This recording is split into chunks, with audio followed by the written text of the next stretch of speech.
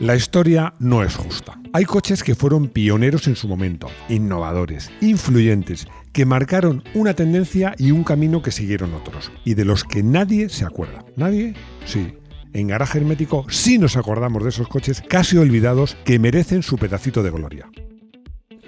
Bienvenido a Garaje Hermético. Enciérrate con nosotros.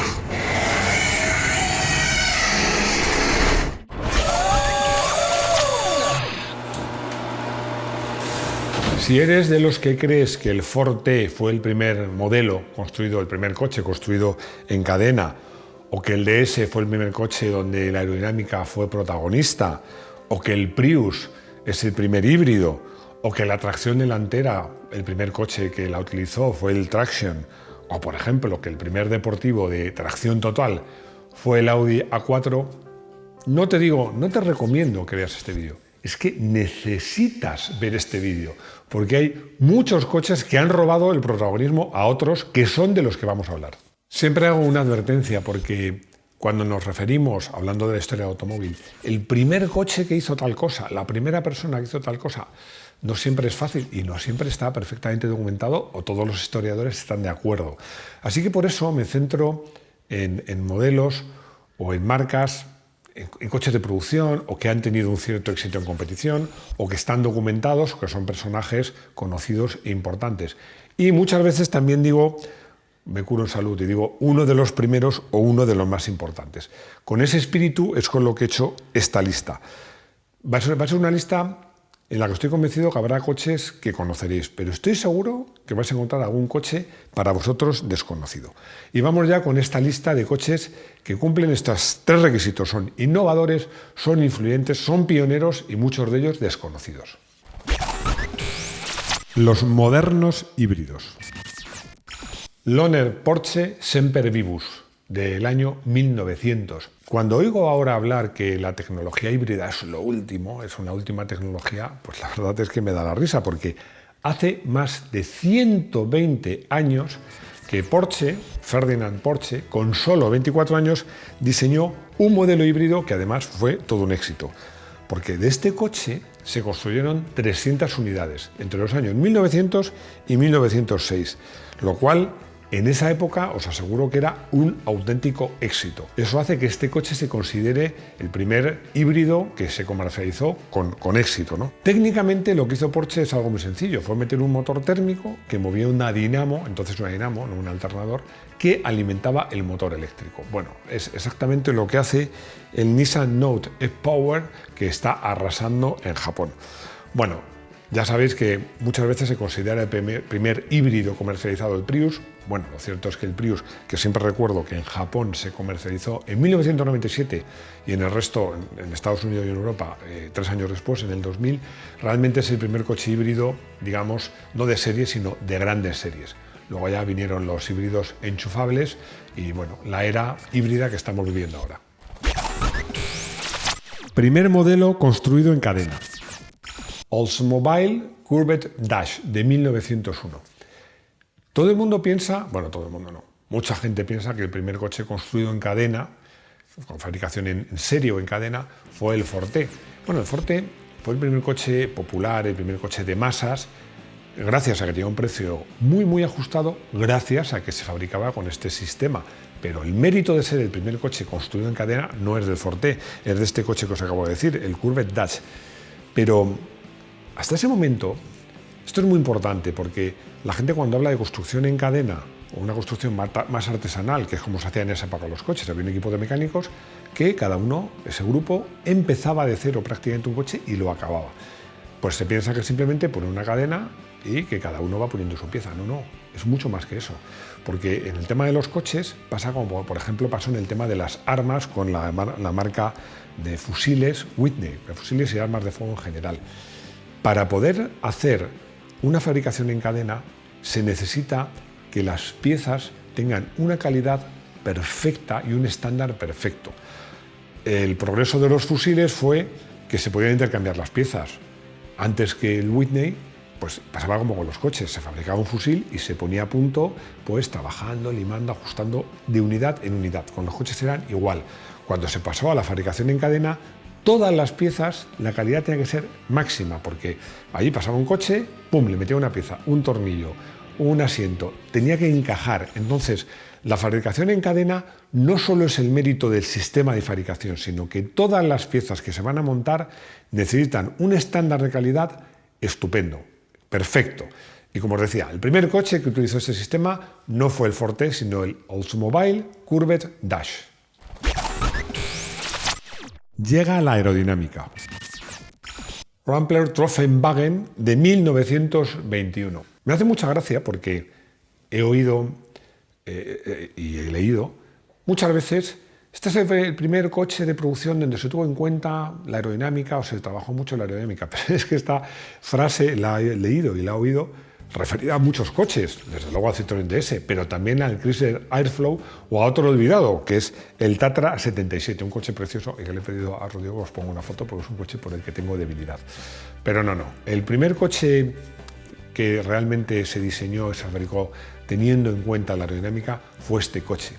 Y hubo un motivo, y es que tras la derrota de Alemania en la Primera Guerra Mundial, pues se le prohibió construir aeronaves. Y había muchos ingenieros dedicados a construir y diseñar aviones que se quedaron mano sobre mano.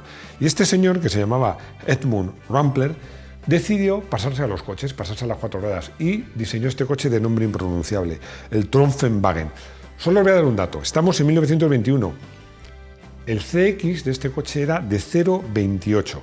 En esa época, bueno, llegar a 0,40 tenía mucho mérito. Doy por sabido que todos sabéis lo que es el CX. El CX es un coeficiente que mide la bondad de un diseño para penetrar el aire. Cuanto más bajo es el coeficiente, quiere decir que el coche necesita menos energía para abrir ese agujero en el aire. Os digo una cosa, un coeficiente de 0,28 hoy día es muy bueno. Contracción delantera. Bucchiali, 1922. Bueno, este coche, a mi modo de ver, es absolutamente impresionante y en su momento lo era todavía más.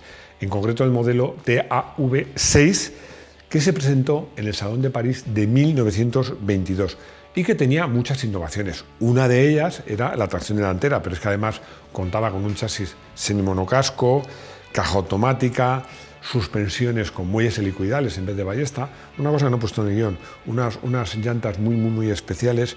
Bueno, es un coche que yo creo que por sí solo y por ser un coche muy desconocido merecería un vídeo. Lo que pasa es que es un coche que no es fácil, no sé. Bueno, Rodrigo es un mago y siempre consigue imágenes, pero es un coche que no es fácil de conseguir imágenes. Todo el mundo, cuando se habla de la tracción delantera en coches de serie, tiene en mente el Citroën Avant. Es verdad que, como pasa en el caso del Prius respecto al Lohner Porsche, este coche fue uno de los primeros que se fabricó en serio, quizás el primero con tracción delantera, pero el que realmente popularizó la tracción delantera fue el Citroën Traction. Berlina de lujo y diésel. Mercedes-Benz 260D de 1936. Bueno, hoy día el diésel está un poquito de capa caída, un poco por el tema de las emisiones, un poco por el tema de los híbridos que congenian mejor con los gasolina y un poco por la desinformación que hay acerca de los diésel. Pero os recuerdo una cosa, no hace tanto en España el 85% de los coches nuevos matriculados eran diésel, como dice Rodrigo. Yo digo diésel. Pero bueno, por eso hoy día no nos sorprende que una berlina de lujo, por supuesto un SUV, pues tenga motor diésel, incluso un deportivo. Pero claro, en 1936 no era raro, era prácticamente inexistente, hasta que llegó este coche, el Mercedes-Benz 260, que se presentó en el Salón de Berlín de 1936, en febrero. Bueno, en España íbamos a estar muy ocupados con la guerra civil ese mismo año. Bueno, era un coche casi de lujo, que tenía, además, es curioso porque tiene una versión berlina y luego tenía una versión que se descapotaba toda la parte posterior. Era un coche casi de lujo que montaba un motor diésel que tenía, me lo he apuntado por aquí y no me quiero equivocar, un motor de 2,6 litros, por supuesto atmosférico, que daba 45 caballos para cerca de 2 toneladas. Muy deportivo no era, pero tenía una virtud que en esa época era muy apreciada y era única. Un consumo récord prácticamente para la época, que era de 9 litros cada 100 km por hora. El primero con motor transversal. Saab 92 de 1949. El 92 fue el primer modelo de una marca que para mí tuvo y todavía hoy tiene un enorme carisma y que está no desaparecida, pero casi desaparecida. Si queréis tener toda la información, hicimos un vídeo que se llama Saab de los aviones a los coches. La ventaja que tuvo Saab cuando decidió fabricar coches, además de aviones, es que no tenía un historial, o sea, partía completamente de una hoja en blanco y por eso diseñó un coche muy innovador para su época. Y una de esas innovaciones fue colocar el motor delantero, el coche era tracción delantera, delantero transversal, que fue exactamente lo que hizo Austin con el Mini, que todo el mundo da por sentado que fue el primer coche que utilizó esa configuración, y no es cierto, la utilizó primero el Saab, pero el Mini la hizo popular. Bueno, como os digo, este coche es el paradigma de lo que os digo, porque fue un coche que marcó un camino, una tecnología que prácticamente hoy en día, el primer coche era de los tiempos, pero eso da igual, me refiero al motor transversal con tracción delantera, lo usó luego el Mini y hoy día lo usan la mayor parte de los coches que no, bueno, iba a decir que no sean SUV, no, los SUV también. Casi todos los coches de tracción delantera llevan motor transversal. Con cinturón de seguridad. Volvo Amazon de 1956. Bueno, la verdad es que este coche, pues que tiene un nombre precioso, por lo menos para mi gusto, pero no tiene pinta de ser innovador para nada, con esa línea pontón que ya en su momento era casi anticuada. No sé si sabéis lo que es la línea pontón. En España lo tenemos muy claro, es muy fácil de explicar. La línea pontón es la que tenía el primer SEAT 1400, es decir, unas líneas muy redondeadas, una cintura muy alta. La cintura es, digamos, la parte baja de las ventanillas, ¿no? Eso se llama la cintura del coche, muy alta, con cristales pequeñitos, y luego en el SEAT 1500 ya cambió a unas líneas mucho más rectas, con aristas y mucho más luminosas. El Amazon era un coche, no os digo que fuera antiguo para su época, pero desde luego no era nada innovador. Pero este coche, que como os digo, no destacaba por el diseño de su carrocería, ni de su motor, ni de su chasis, ni de nada, era un coche de una gran calidad, pero sobre todo, fue el primer coche en incorporar de serie los cinturones de seguridad. El elemento de seguridad, con diferencia, que más vidas ha salvado a lo largo de la historia. Además, lo mejor de este caso, de esta historia, es que Volvo patentó el cinturón de seguridad. Además, me he apuntado aquí el número de patente, no sé, me hacía gracia deciroslo, US 304362. Pero Volvo liberó esa patente, digamos que regaló esa patente para que todas las marcas, todos los coches y todos los usuarios pudieran disfrutar de ese plus de seguridad. Yo creo que es un gesto que no hay que olvidar. Deportivo con tracción total. Jensen FF de 1966. Mucho antes de que Audi o incluso que Subaru pensase en poner tracción total a un coche deportivo, ya hubo una marca inglesa que sí lo hizo, que fue Jensen con su FF. A mí me gusta llamarle Interceptor, aunque no, porque el coche que era solo propulsión trasera Interceptor, el FF le suelen llamar Jensen FF, pero también aparece a veces como Jensen Interceptor FF. Bueno, para mi gusto era y es un coche bonito a rabiar y que además estaba construido de manera casi artesanal y montaba motores V8 americanos. Os preguntaréis qué significa FF. No os voy a decir lo que me ha dicho Rodrigo, qué significa, porque está censurado. Pero realmente significa Fórmula Ferguson, porque Ferguson era una empresa especializada en hacer vehículos de tracción total, generalmente orientados a vehículos agrícolas y de todo terreno, pero que instaló la tracción total, Jensen instaló la tracción total en un coche deportivo. Ojo, recuerdo que Ferguson también colaboró con Lotus en la Fórmula 1, hizo un Fórmula 1 de tracción total que tuvo bastante éxito. Pero como os decía en estas historias de estos coches, luego en 1980 apareció el Audi 4 y todo el mundo da por sentado que la tracción total en coches de asfalto y deportivos es una cosa de Audi. Pues ya veis que no. Llega la inyección. Volkswagen Tipo 4 de 1968. A ver, como hay gente ahí detrás de esa cámara, bueno, no me refiero a Rodrigo, esta vez no me refiero a Rodrigo, detrás de esa cámara hay gente muy espabilada, que Rodrigo no la ve, pero yo sé que la hay, pues muchos me diréis, no, Máximo, el primer coche con inyección, que coche de producción en serie más o menos, fue el Tucker 48 de 1940. Vale, es que de ese coche, que es verdad que se hizo más o menos, produjo en serie, vamos a decirlo así, y que era un coche muy bonito y muy innovador, se fabricaron 51 ejemplares. Bueno, yo creo que tiene más sentido decir que el primer coche de serie con inyección fue este tipo 4. Fueron años difíciles para Volkswagen estos años. Además lo cuento en un vídeo que se llama Cuando Volkswagen estuvo a punto de arruinarse, que os aconsejo. El motivo era muy sencillo, es que Volkswagen no encontraba un sucesor para su escarabajo. Volkswagen había llegado a tener mucho más del 50% de ventas de cuota de mercado en Alemania y se iba desplomando. Y es que no encontraba un sucesor. Hicieron muchos coches, todos ellos con motor, por supuesto, posterior, boxer, refrigerado por aire, muy modernos, como este que hicieron, este 1.6 litros de inyección con 80 caballos. Pero es que el problema no era el motor, era la configuración. Pero bueno, yo creo que este coche es, si no el primero, de los primeros en utilizar la inyección en un coche de fabricación en serie y no muy conocido. El primer sub o todocamino. AMC Eagle 1979.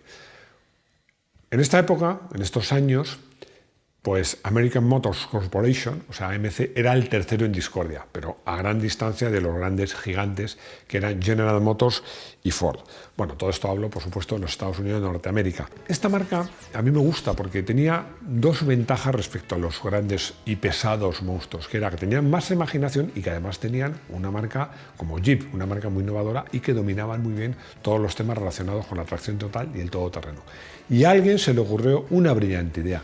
¿Por qué no cogemos un coche Break, le subimos un poquito, hacemos así algunos guiños estéticos y le montamos tracción total? Pues dicho y hecho. E inventaron el todocamino, que es lo que hoy día se considera como pues, el primer concepto histórico más parecido a lo que hoy día llamamos SUV. Y diréis, bueno, pero si al final un todocamino era un coche más o menos normal, con tracción total, y un SUV es un coche con carrocería que pretende ser un poco todoterreno y ni siquiera tiene tracción total.